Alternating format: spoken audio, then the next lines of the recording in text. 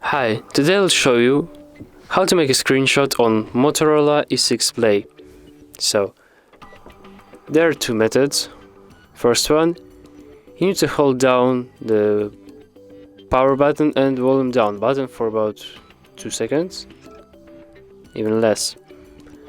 And the second one is you need to hold down the power button and press the screenshot.